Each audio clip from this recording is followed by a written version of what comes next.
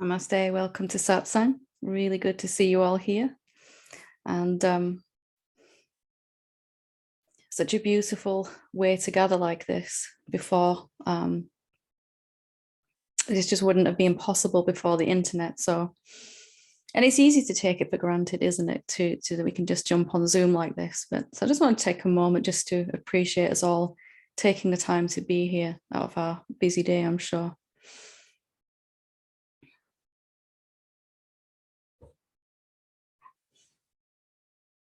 So satsang, as always, is to come to a seeing, a direct understanding, and then experiencing of what we really are. And really, much of that, as you may or may not be aware, is an undoing. It is a releasing, a letting go of a lot of things that we've accumulated, a lot of ideas that we've accumulated about ourselves. And this is one of the areas that we tend to find a lot of resistance to, even though an idea that we have about ourselves can be bringing us a lot of pain, or about the world or someone else, and that these ideas can be causing us a lot of trouble. We all have this kind of tendency to hold on to them, even when we've seen that they're not really true. So I wanted to really look at that. What's actually occurring? What is it that actually occurs in some beings that provides and sustains a lasting, deep and profound awakening to what they really are? And what is it that doesn't happen for those beings that don't seem to wake up? Because if we can really sort of drill down into that and find out what really is going on there, then we can take some steps to make sure that we are one of the former rather than the latter. What is it that's actually occurring in awakening then? What actually happens? What is it that some beings seem to realize and gives them a sense of deep and profound peace when it's seen again and again? And is our practice that whatever practice we're doing here in the satsang and in awakening in general, in our pathway, is that an effective practice to bring about, or to allow us to be open to seeing what we really are? So awakening, for me, it began like most of us, I should imagine, where there was very much a someone, a seeker, desperately running away from pain, and having heard about some state of consciousness, for want of a better word, some place inside myself where there was no ability to suffer anymore, seemed too good to be true. And it also seemed like something that was going to happen to me. And this is really the major point I want to get across in this kind of talk here. Awakening isn't something that happens to us as a seeker. It is really awakening from that seeking. And we may seem to find what we've been looking for, but it isn't the separate me that finds it. So we all have this idea about ourselves that we seem to be this person moving around in time and space. We seem to be a separate being, separate to everything and everyone else. And when we start on this pathway, pretty much all of us are starting to try to get awakening at some point in the future, to have something happen to me, my idea of me, the separate being that I think I am, that will revolutionize, change completely this me.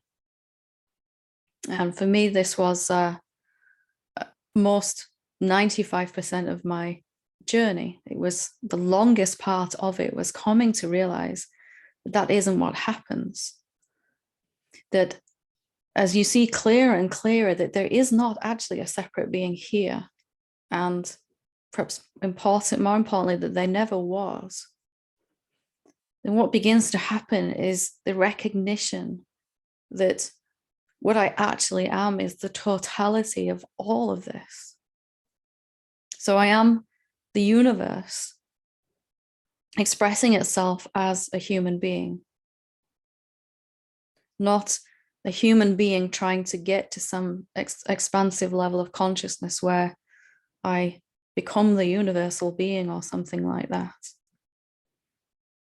And that's kind of easy to say, but not quite so easy to really put into practice, because everything that we see as a seeker along the pathway is usually taken into sustaining this sense of separateness. How can I use what I've just seen to get me closer to this awakening thing? But if the totality is recognizing itself to be the totality already, that the awakening is really awakening from the dream of separation, to see that that never was actually so, then that's something that's very different. We can't actually really work towards that. There's nothing that I can do as a seeker to get me closer to that. There's nothing that I can practice as a separate being that's going to get me closer to awakening. Really, the process, the practice is really all an undoing, forgetting, a letting go, rather than acquiring something new. And this is where we have resistance, because we feel that what we know as a separate being is valuable. And we feel that what we know about awakening as the seeker is perhaps the most prized knowledge of all. But really, is there anything that a separate being can do, a seeker, trying to find awakening, starting from the assumption that it is something they don't already have or aren't already? Is anything that we do in the seeking process starting from that basic assumption that I am not that already, that totality, that I have to get to it, or I have to merge in it, or become one with it, or something like that? Is it ever going to be successful? And this for me took the longest time to really come to understand, that really what it boiled down to for me was, how willing am I to be completely wrong about everything I thought about myself, about the world? How willing am I to have my ideas about awakening contradicted? And if I'm not very willing, why not? Why am I holding on to these? There's something we can all take a look at right now. Are we really open to undo what we've learned as a separate being? Everything, all the knowledge that I've accumulated about myself as a separate being, and my most prized spiritual knowledge, that I am a seeker on the path to enlightenment, a student, an aspirant. And all the things I've seen, all the epiphanies I've had, all the things I've accumulated, all of that is so highly valued, because I think it's going to get me to some future place. But again, if we see clearer that I'm already the thing I'm trying to get to, that it's really just a case of mistaken identity, then this resistance about letting go of these ideas begins to diminish.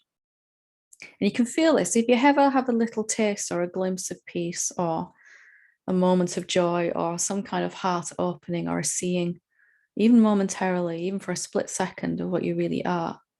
There's a softening in that, isn't there? There's a willingness that increases in that to let go of any idea that's in the way, and eventually every idea that's in the way. That it doesn't have to be a long drawn out process, this. That really all I'm working towards is this kind of total willingness, whether we want to call that surrender, devotion, letting go, or really just returning to our original state before we had any ideas at all about ourselves.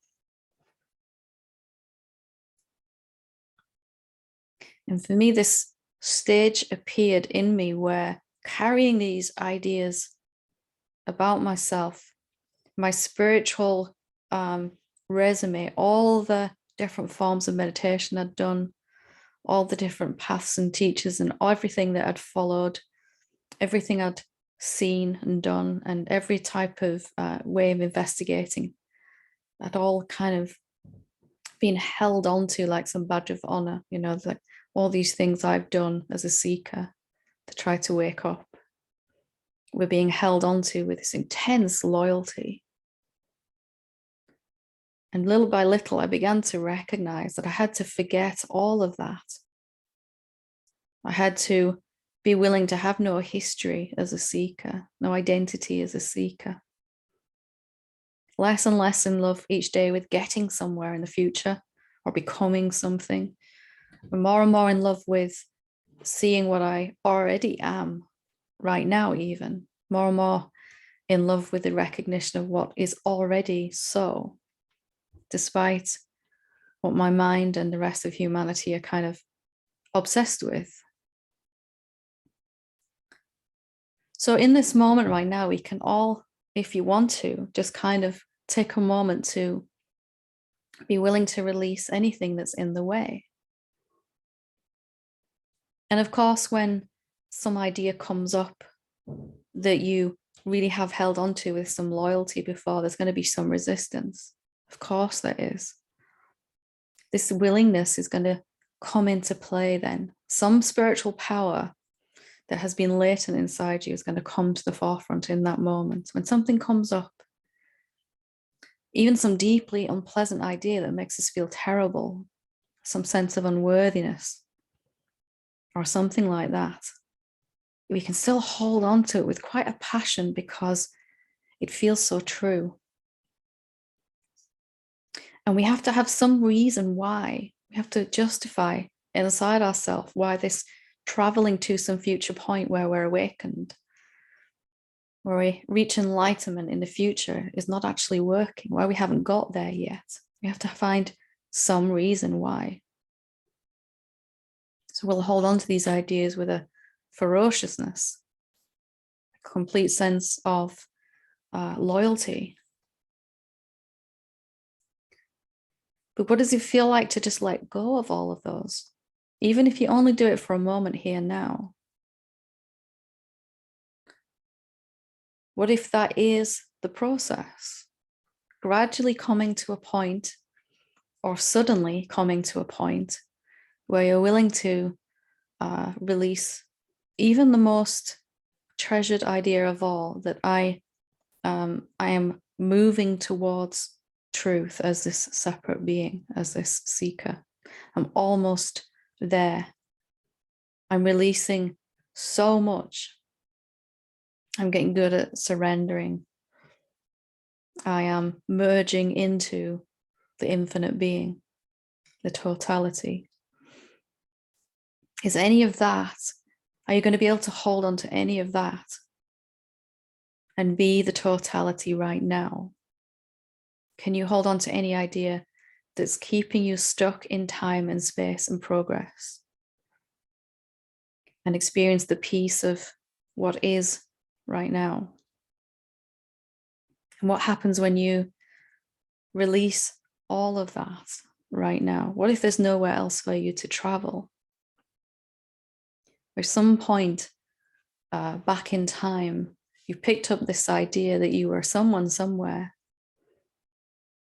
and you forgot your infinite nature as the totality, the self, the noumenon, the pure awareness, the infinite consciousness, the supreme being, whatever you want to call that. Now, all that really has to occur is to be willing to let go of everything else, all the knowledge that you've gathered as a separate being. Of course, that doesn't mean you don't have access to any of that. It's still kind of all there. There must be a willingness that grows. There must be a moment of opportunity, a moment of openness where carrying all of that is simply too much, where I just don't want to, and I even can't. I can't actually do that anymore. What if it's just a simple shift of perception? I would really like to see the totality of my own nature rather than I'm not quite there yet and I've got to do this or that in order to, I've got to perfect this practice or this skill, or I've got to learn this thing or that thing. So right now here we can forget everything that has happened since this body arrived, if you want to.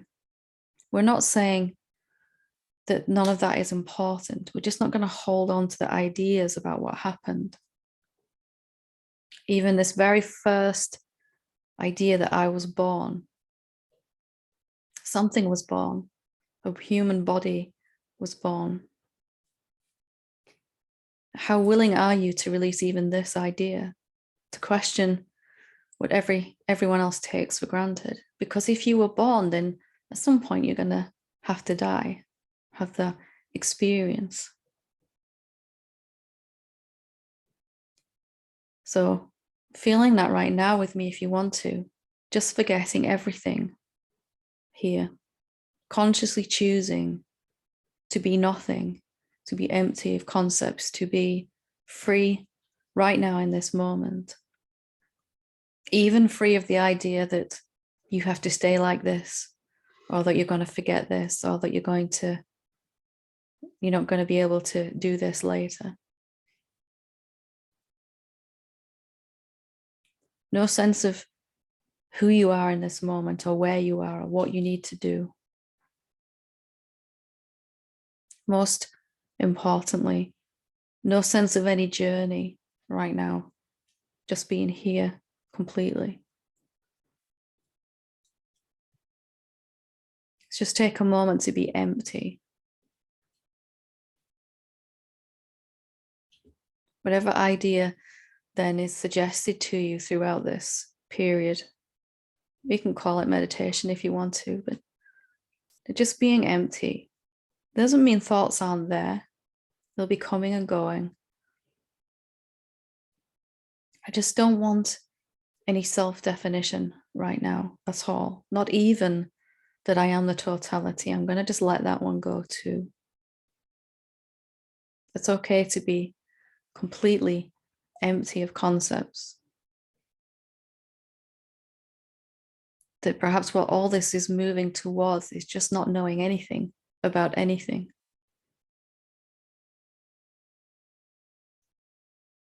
A moment of freedom, completely already, totally, utterly free.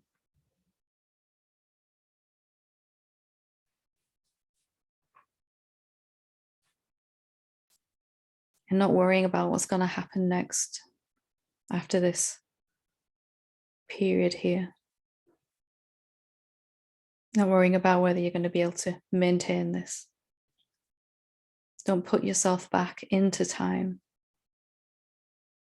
Time is happening inside you. Just being free completely with me right now. If you pay attention to a thought and believe it, you just drop it again when you notice.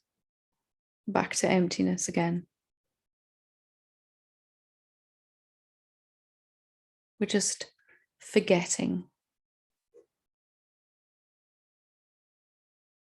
There's just a willingness here to return to our original state. I don't know anything about anything, and I am completely peaceful.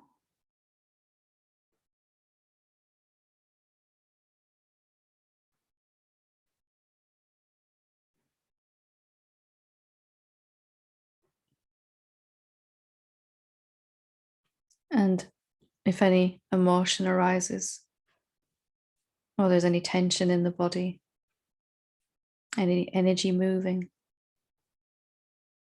You can just let that happen. You don't need to know anything, know what to do with it, just a forgetting. As if you really just couldn't remember even what awakening is or that you need to get there.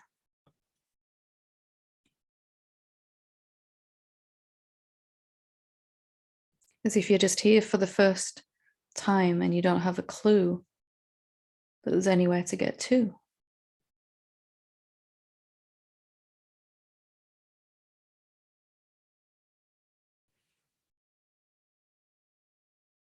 Resting here like this, just being empty.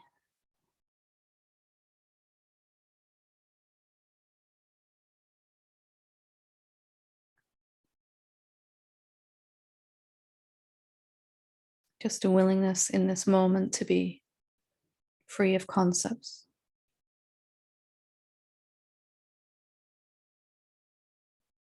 You don't even have to empty the mind, just not holding on to any of it.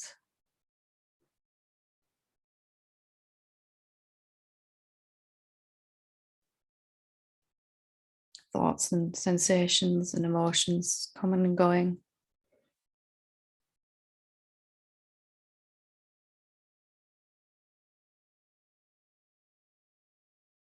Forgetting even what thoughts are, forgetting what emotions are.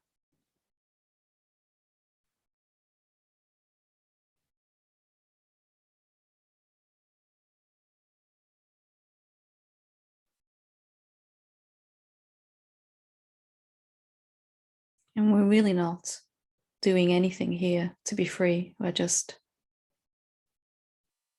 being empty.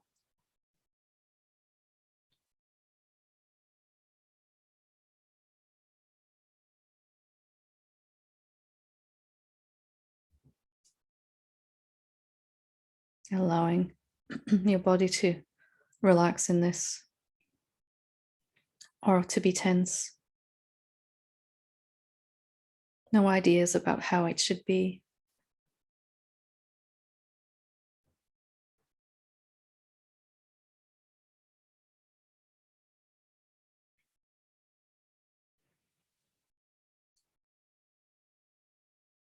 And if you find you've picked up an idea, then just release it. No big deal. Already empty and free right now.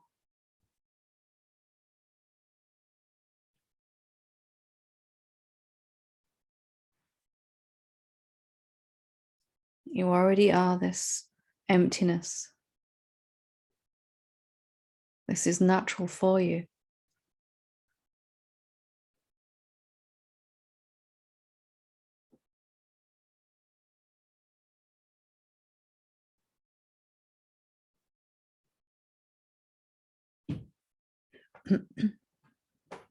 Just releasing any need to do anything, to become anything. We don't need to have anything happen either.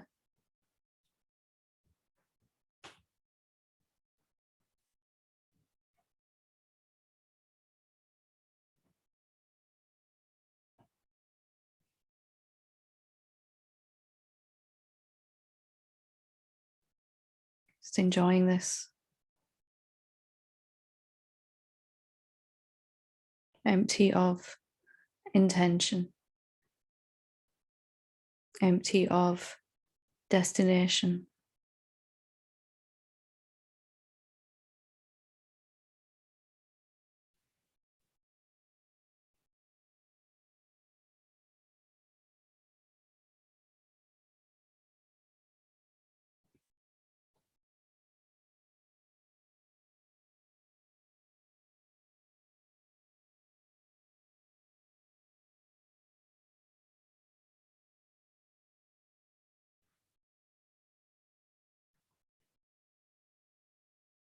Just simply this.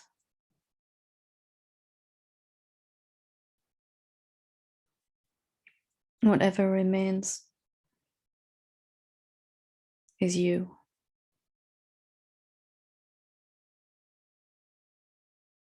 You without limitation.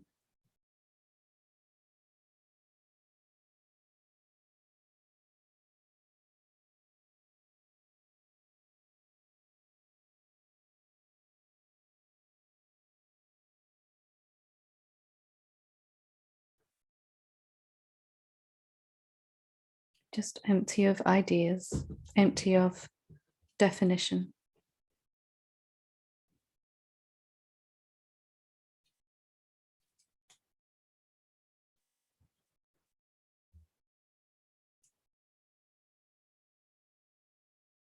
It's okay to not know anything.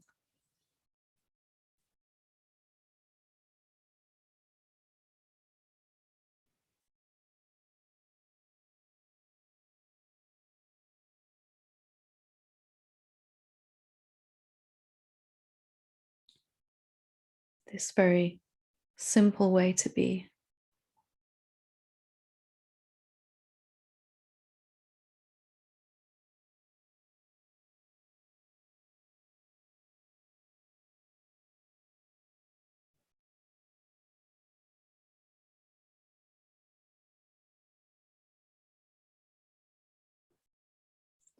At some point, we will pick up some kind of idea, some thought out of habit.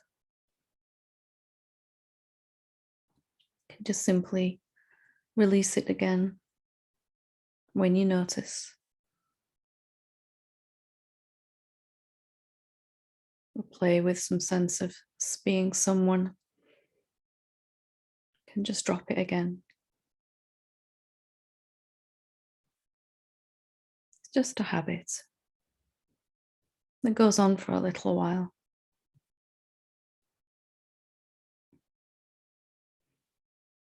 Totality, imagining itself to be something limited.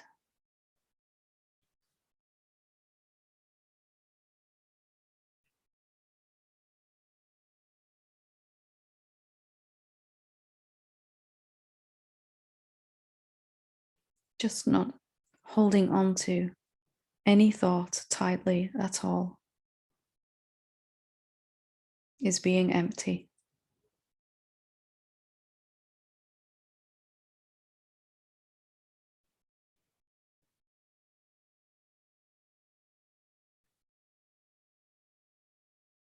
I'm willing to forget everything I know in this moment.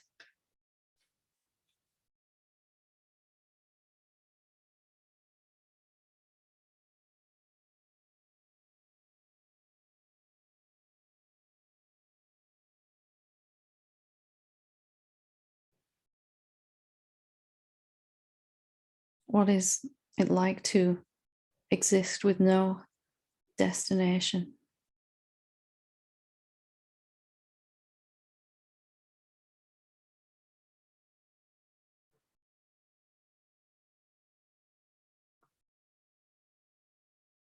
What is it like to not be a work in progress?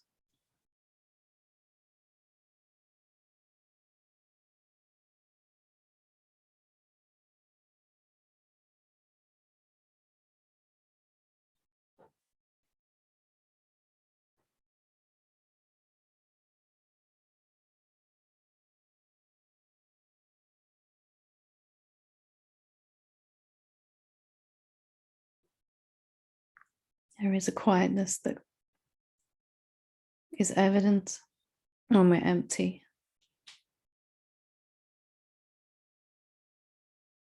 Our body and mind will continue to evolve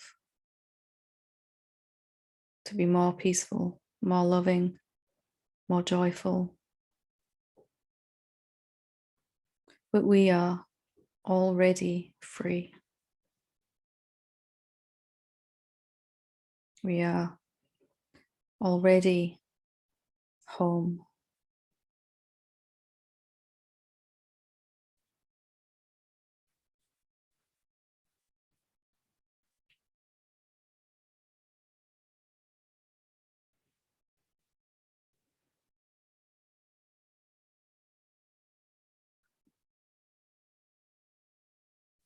Let's just take a few moments to experience this emptiness consciously, to enjoy it, to be free right now.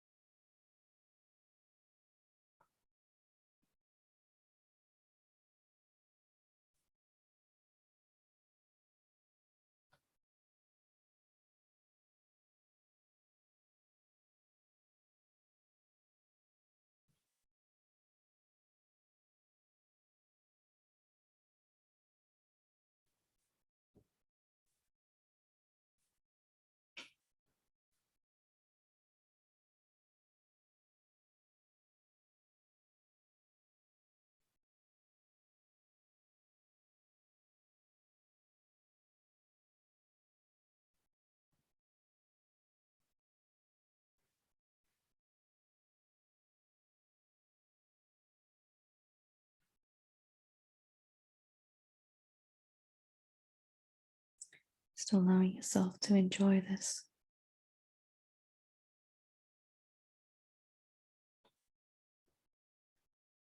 This doesn't have to come to an end.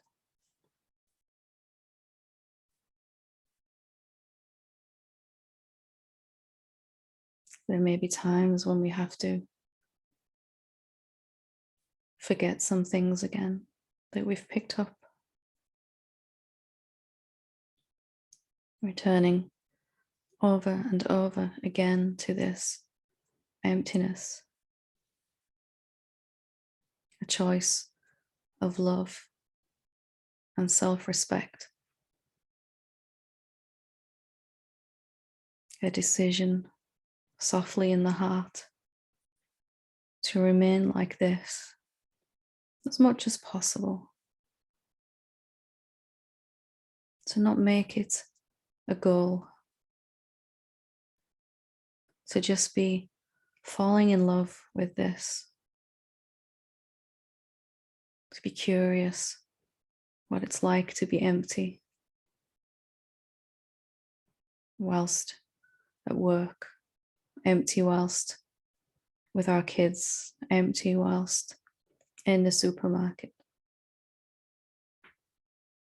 What's that like? To be empty, to return to this emptiness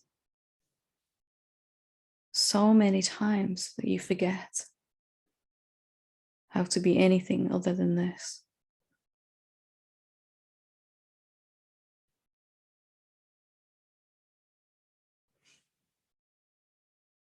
Thank you.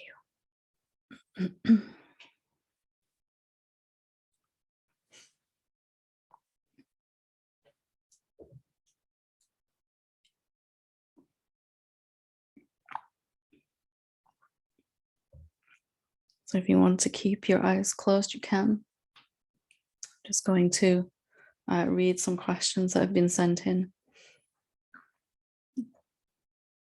Also, if anyone would like to ask a question or share something, some epiphany or some challenge that you're having, feel free to raise your hand here on Zoom. So this says, hi, Helen. I use my morning walks as a time to stay in the present moment. What I'm finding on these walks is that the beauty of nature is extraordinary. The sun through the trees, a beautiful flower, etc. As I notice these details, I'm wondering if I'm zooming in. I'm wondering if there is a way to appreciate the present moment without zooming in. Thank you. Well, it's a good question. My eyes can look at a flower. My nose can smell the scent of that flower. My ears can hear the sound of the breeze in the trees and things like that. And my mind doesn't have to begin to conceptualize about that. I don't have to immediately go into all of my memories about that particular flower. I don't have to start an inner narrative about whatever my senses are touching in that moment, whatever my senses are experiencing. I can just experience that.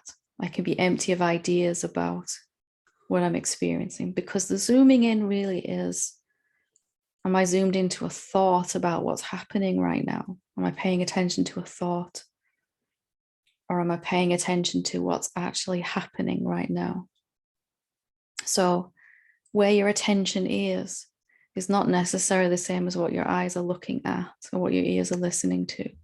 I could be hearing the most beautiful bird song, but completely oblivious to it because my mind is telling me all the things I need to do later today. Or I could be walking through the most amazing forest, totally enraptured and engaged with this moment that I'm experiencing right now. Or I could be walking through the forest, but completely lost in my thoughts in that moment and missing the beauty of what's around there. So nature is, for quite a few of us, quite a good way to, it was for me initially, to way into this moment of being empty of ideas. It's seemingly easier at first to be empty when we're sitting on a beautiful beach or under a sunset or in a forest or looking at something that the mind calls beautiful. It is quite a good way in at first. So that would be my advice. What your senses, what your eyes are looking at is different to where your attention is, whether your attention zoomed in or out. Right now I'm looking at the screen with my eyes. My attention is kind of zoomed out. I'm just taking in this moment. I am this moment. But I could also be looking at the screen now and paying attention to a whole lot of thoughts about what I'm saying and what's coming out. Just noticing that your eyes can be anywhere. They can be open or closed, looking at anything. What your attention is doing is always under your control. Lovely. So I hope that helps. We'll see. Okay, we'll go to Melissa or Sharon, whichever, sorry.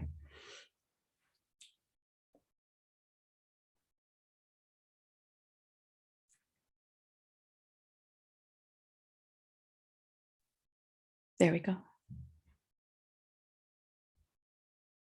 Can you hear us? Nope.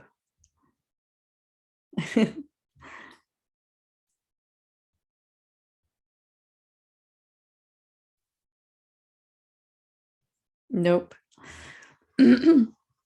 Shall we go to Al and then we'll come back to you if we can figure that out? Yeah. Very bizarre. Very bizarre. Okay, lovely. So Al, when you're ready. Hi, Helen. How are you? I'm very well, thank you. How are you? Good. In response to what you said, it became clear to me that what I'm experiencing now is a seeing. That in the past, if I wanted something, needed something to happen or something done, then I would begin to search for the solution or search for someone to help me complete that. And we're in the process of moving right now, so our house is in disarray. But some neighbors found out we were moving, and a new neighbor, he knocked on the door and said he had some moving boxes because he just moved there, and he didn't need them anymore. We could have them if we wanted them. We hadn't asked for them; they just showed up. So it was, and also I have some planter boxes in the yard that I was at a loss at how I was going to move those. That was going to be, they're quite large, and I thought I'm just going to have to leave them here. But what will I do with them? And this morning, a neighbor knocked on the door and asked about the planter boxes, and so now she's going to take them off, and I won't have to do anything with them. It became clear to me that when I start seeing the universe as not outside me but as me, then it becomes a seeing. And if I stop trying so hard, I guess, and just allow it to be, then I respond to myself, or the desire, the solution to the desire is there at the same time as the desire. Mm-hmm. So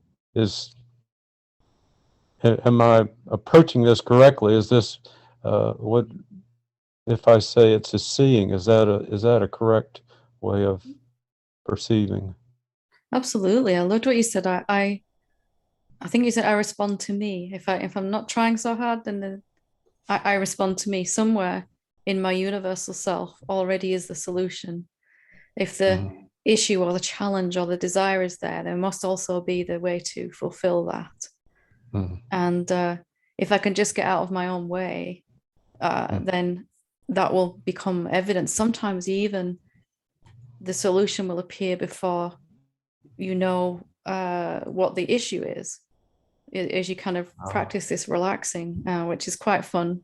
Some resources will show up or something, and then you'll realize you need them for something, that'll just become evident. And as you said, if it's not that I'm someone in the universe, but I am the universal self, then how could there not be the solution there also? Can I really just create half of an issue without the solution? Not so much. Yeah. And it just begins to be a more natural way to live, doesn't it? Yeah. You know, what am I going to do about this? Well, I don't know, but something will show up. And a lot less stressing and worrying. And it's always surprising then, and quite nice, quite beautiful how that solution shows up. It just kind of out of the blue in many cases. Yeah, so unexpectedly. If you can be like that when you're moving house as well, that's pretty awesome, because that's traditionally quite a stressful thing, isn't it? It can be. Yeah. Yeah. Wow. I love that. I respond to me. I love, that's just absolutely beautiful. Wonderful. Thank you so much for sharing. Thank you. Thank you so much, Helen.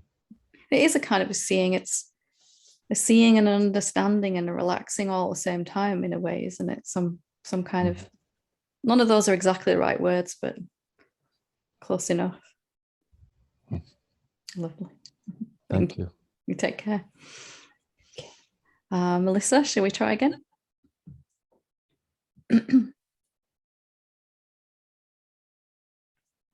Looking unlikely. Very bizarre.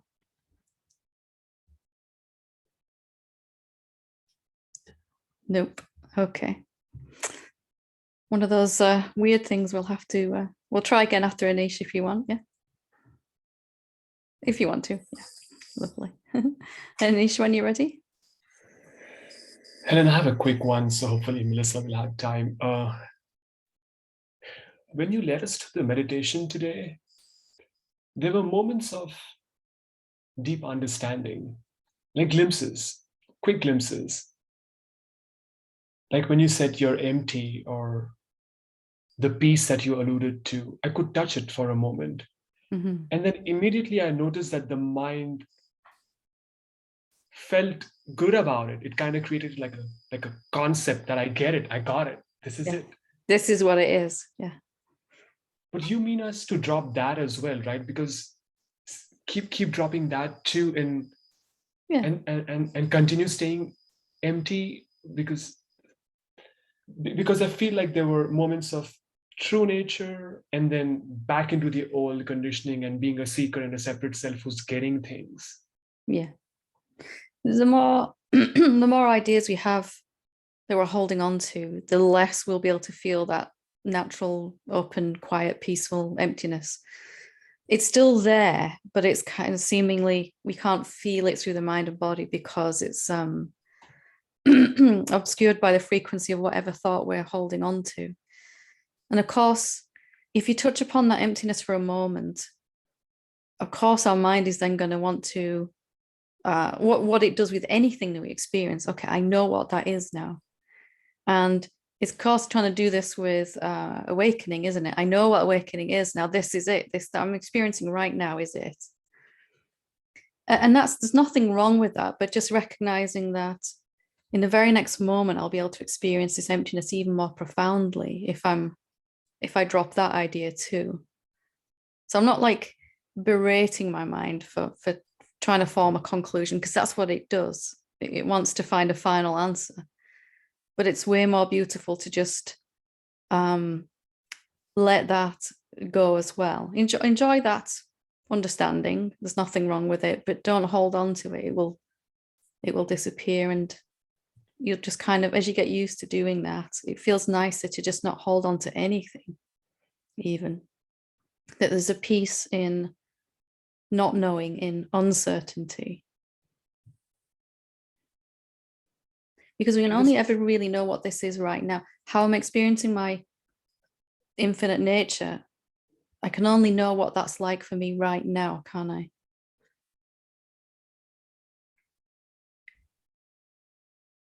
Yeah, you just answered my question. I was going to ask, because the mind then waits for it to happen again and again. Like you said, right? We can just know it in the moment.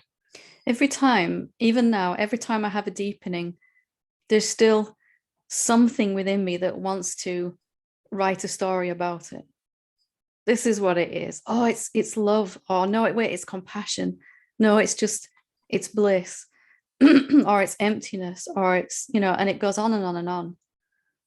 But that is only like whatever conclusion our mind comes to, whatever seeing we have, it is just a snapshot, a photograph in a never-ending succession of, you know, it goes on forever,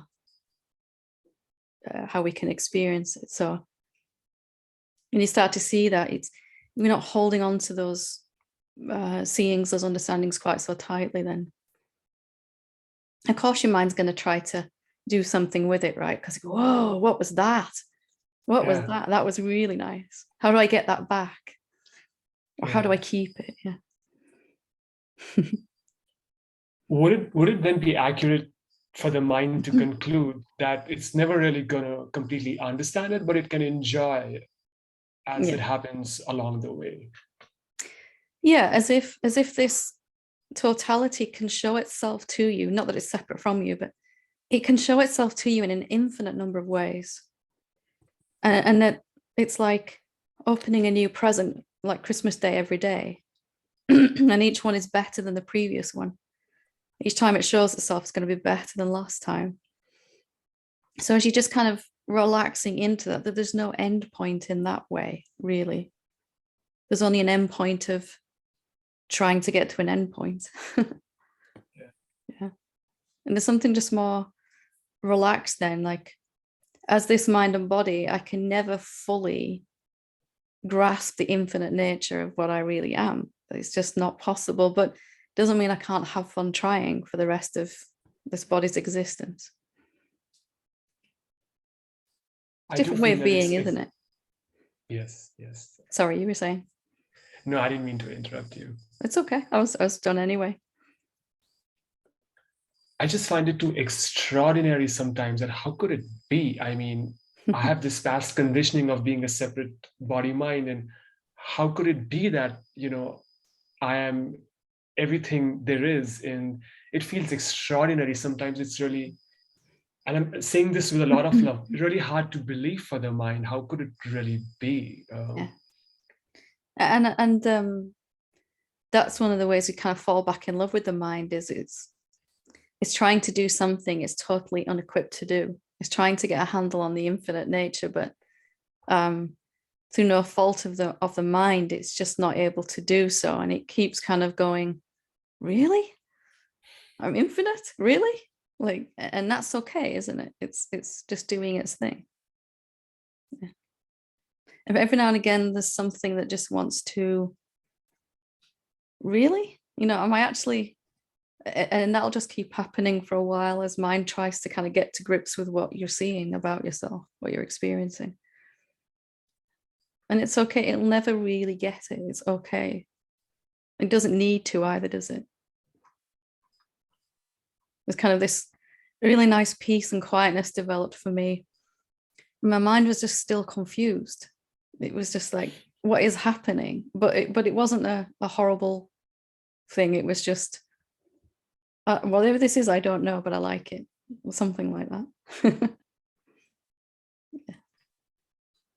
Thank you, Ellen. Thank you so much. Good to talk to you. Thank you. Okay, Melissa. Third time's a charm. Goodness. Can you hear me now? Yay. Yay, third time is a charm. Yeah. I think what happened was I'm just that powerful because I have my kids in here and I was worried about them being noisy. So I guess I just manifested immediately, that they don't sound at all. So I find it very interesting, the timing of the talk today, because just yesterday I had this realization that I was so frustrated that I'd seen over and over again that I am the self and there is nothing but the self. And yet I just automatically go back into separation and the habit of that. And it's funny that you said that we have control of where our attention goes. And I feel like I don't have control in those moments of where my attention is, because I'm not even aware that I'm in separation when that's happening. So those moments will not feel like a choice right now. Those times, there are some thoughts this reluctance to let go of all thoughts that we all have. It's not like I'm going to keep hold of my mind completely. We all let go of some things that we've seen through, but there are certain thoughts, ideas that are still very juicy and appealing, even though we don't like them or might even really want to get rid of them. There's also something inside that's very loyal to them. And in those moments when attention goes there, it may not feel like a choice, but that's because I'm feeling like a limited, separate being in those moments. So not beating yourself up over that and just looking at what happened. Okay, I looked at those ideas again and I seemed to lose my peace in that moment. I seemed to go back into separation. So, you know, it just happened, didn't it? So what? It doesn't matter. Yes, I might have felt disturbed. I might have felt some negative emotion. I might have experienced something like the sound not working, you know, but it doesn't matter. It doesn't mean anything after it's happened, does it? Are you going to take it with you into your next hour, or is it just something that happened and now is done? Mm-hmm. That's really what it means by dropping it, isn't it? So I identified as a separate being for 2 hours out of today, or 5 hours out of today. So what? What's it like to just drop that as much as I can in this moment right now? Is this a different attitude to, we're all going to play with the mind again. There's no, to say that we're not is just delusional, isn't it? At some point, we're going to pick up some thoughts again. But how long that lasts for and the impact it has on you is in your control all the time. The moment you realize I've been playing with mind again, so, you know, mind says, why did I do that? Why hasn't that stopped yet? And on and on and on. The self says, so it's finished. It's like this, it's like, so say after this ends and I get up and I'm talking with my kids or talking with Sharon, it's like I know automatically I will be in separation. So it's like, do I need to just have the awareness that they're not separate to me in that moment? Like, do you know what I mean? It's almost like it's just, I have no control because it's just such a habit to go back in. Attention, here's you, and here's attention. And attention's gonna, it's been doing this pretty much the whole satsang, and then it's gonna go back to some thoughts or something. Is that anything to do with you? Does that mean you're not actually the self still? No. And can you only be the self when this stops happening? No. So how would this self, how would awakened beings see it? It's like, okay, attention's on thoughts right now, and that's produced some emotion and some contraction in the body, but nothing really happened to me. Nothing really. When attention's looking at its source, I feel empty, I feel peaceful, I feel quiet. When it's looking at thoughts, I feel contracted, I feel limited, I feel separate. Nothing's actually really occurring, is it? Really, nothing's changed. And maybe the awakened state isn't keeping my attention here all the time. It's just, I'm not going to should or shouldn't about this. It'll happen for as long as it happens. But it doesn't have to, there is no sort of magical way to stop it right now. But even when my attention is on thoughts, so an hour from now, you're having a conversation, you're really caught up in some separateness. If there's no shouldn't about that, you will still feel peaceful, even when you're looking at thoughts. Identified or not, I can feel peaceful. If I'm not trying to change myself at all in this moment, so empty of this idea that I should not be paying attention to these thoughts. Some of the most blissful moments I've ever had, we've only been paying attention to thoughts, and that just seems very bizarre. but doing that without any sense of it should be other than that.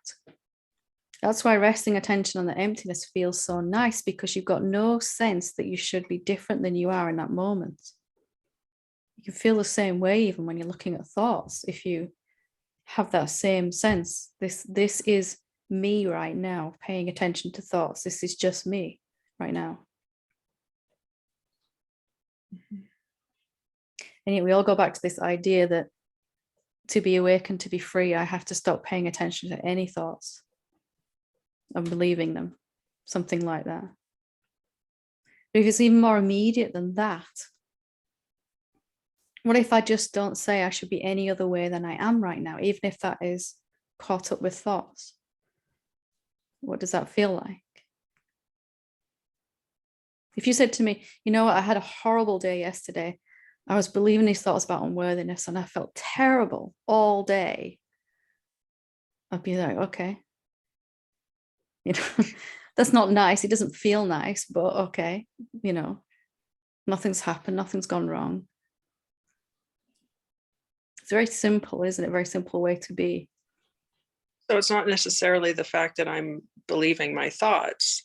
It's that it's what I'm thinking about the fact of So what you're I'm saying believing. you shouldn't be. And that's Yeah. the self-rejection, isn't it? Rejection of how you are in this moment. Yeah. And I think sometimes it's not even a conscious realization that I'm shouldn'ting or whatever. There's a really simple rule of thumb.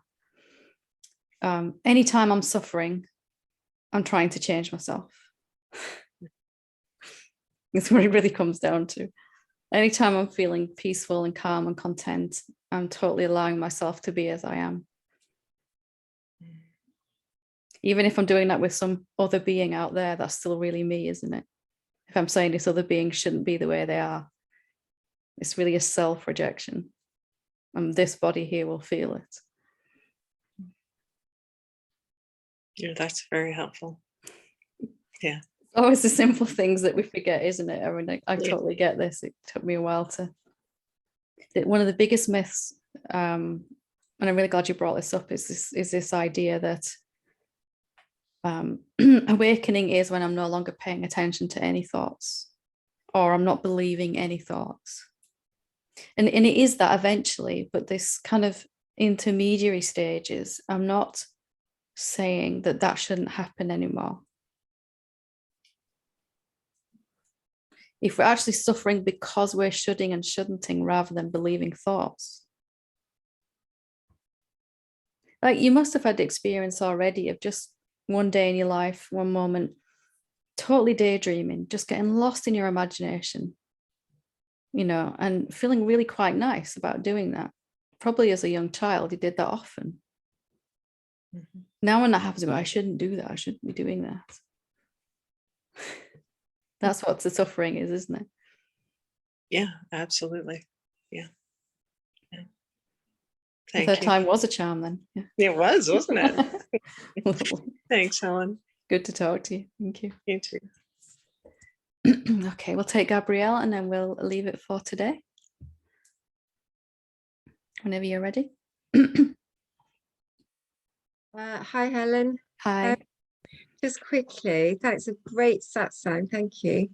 So I just want to ask you quickly about control, because I heard you say tonight, so we do have control over something. And my experience is I have literally no volition over. I was thinking about this today, and I thought, well, actually, I don't seem to have any experience. I'm not a doer. I haven't created the experience that's happening. The thoughts and conditioning I have were given to me by other people and experiences. So I had no control over how I got conditioned. So in this experience that's happening and unfolding, if I seem to think I have control, then I seem to believe that I must somehow be doing this experience. So I can't get my head around this thing that I have some idea of control, because to me it seems almost as a relaxation for me when I totally give up this idea that I have any say in anything whatsoever. That seems to help me give up this idea that, so does control come into this or not? It does, but I'm not controlling, as you said, I'm not controlling what my body's doing. I'm not controlling what my mind's thinking, what my emotions are doing, even what my senses are perceiving. I've got no control over any of that directly at all, as you said. The only control I do have is where my attention is, whether it's on, in any particular moment, am I paying attention to reality or to my thoughts about reality? That's the only control we have at all. So yeah, I want to get this even clearer, because how do I have control over how my attention is perceiving? How would I have any say in whether I choose to perceive from an expanded perspective or from zoomed in, or I'm really confused. So like we did tonight, when we just had this willingness to drop all thoughts, really what was happening there was attention was choosing to rest in the formlessness, the emptiness. Yeah. Or we were directing attention to that. So that makes me feel like I'm a doer then, that can do something. Are you doing Have I got that wrong then? It's not wrong at all. It's just what the doing is that we think is not really a doing. It's really a shifting of how I'm perceiving, isn't it? I can pay attention to the empty space in this room, or I can pay attention to the objects in this room. And one of them will make me feel expansive and open and free. The other one will make me feel limited and like an object in the room. Okay, That's so not then necessarily a doing, is it? That's a choice of how I want to perceive this. so there's still a sense of a me then that can, although I'm not really choosing, there's still a sense of a me that can have some idea that I can, do you know what I mean? It seems very confusing, because I'd so thought, well, actually, if I trace everything back, there isn't a person here, there isn't it's just ideas and concepts and beliefs that are appearing in this silence, stillness, emptiness, whatever that is. So I have a lot of pain still in my body. I don't seem to have a choice whether pain is here or not here.